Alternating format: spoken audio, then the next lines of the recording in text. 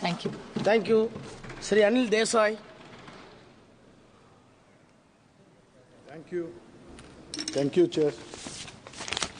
Sir, I've gone through the Indian Bills of Lading Act 1856 now, which has been changed to Indian Bills of Lading 2024. And as has been said by earlier speakers, that pro and cons of the bill, but I think there is hardly anything to speak against the bill, whatever the contents of the new bill is there, except for few facts. I would like to ask the Honourable Minister regarding very first point that central government, like Section 5, central government may give such directions as it may deem necessary for carrying out all or any provisions of this Act. Now, central government has been there in the Act as it is legislated in the Parliament. And what is that specific Act or provisions where central government will come or put intervention or play a role? That needs to be specified. I think Honourable Minister is giving his attention here. Sir, another thing that the speech which was made by Honourable Nishikant Dubeji, that he came out with a lot of knowledge it given to for enlightening the House, I would say. That bill of lading, what it was earlier, how the contract went, and how the improvisations have come, and how specific the best to everyone, like shipper, the ship owner, and the consignee. Now, what are those provisions which he has said? Can Minister elucidate them while answering?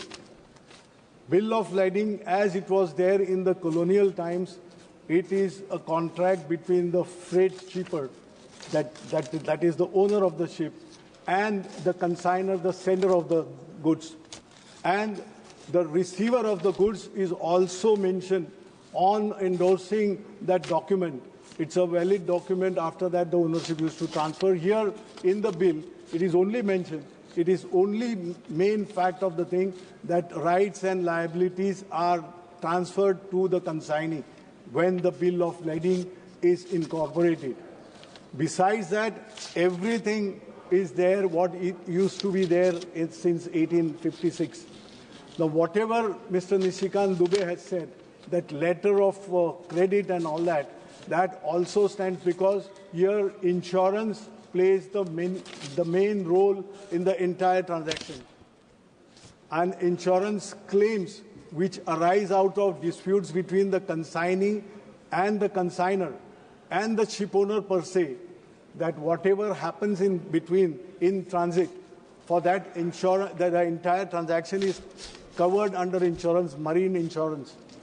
And I think one of the speakers, I think Gangopadhyay ji, when speaking, he said multimodal contract is also into operation of this bill. Can you put or shed some light, Mr. Minister, while replying to this bill, that what kind of multimodal contract is covered? Because this is from port to port, and despite that any other multimodal, that any major ports or minor ports are covered in that, in the international waters. And from there onwards, whether the road or by motor or any other transport, that is also covered in the bill of lading. Any specific articles or any sections are meant for that. Now, coming to the export and import. Now, how we find that current account deficit? That is the major thing. Our exports are not growing. Why our exports are not growing? Maritime business is the main business by which we earn a lot of foreign exchange, the major foreign exchange. Now, why we have gone down as far as exports are concerned? Export policies are not supporting, or they are not conducive to the environment where the exporters try to earn some laurels for the country, or anything like that, that freight charges which have gone up, that is becoming detrimental to the health of the maritime business. Now, I'm just coming back to my state of Maharashtra, where I'm coming from, Mumbai. So in Mumbai port, in JNPT. Now, if you see the congestion and kind of the business activity is being conducted there, the infrastructure itself has reached the brink of collapse. I mean, have we thought over it? How do we go when it is not sufficient or it is not in proper order? We have gone for Vadvan also. As my colleague Arvind Sawant has raised a very valid point, that draft which was needed and the reclamation which was to be done in Vadvan, why the sand had to come from different state, Gujarat? Why was it not taken from the Mumbai port itself? Can Minister enlighten on this fact? There are a lot of things, lot of scope and lot of potential for maritime business in India to grow. Exporters are craving for that.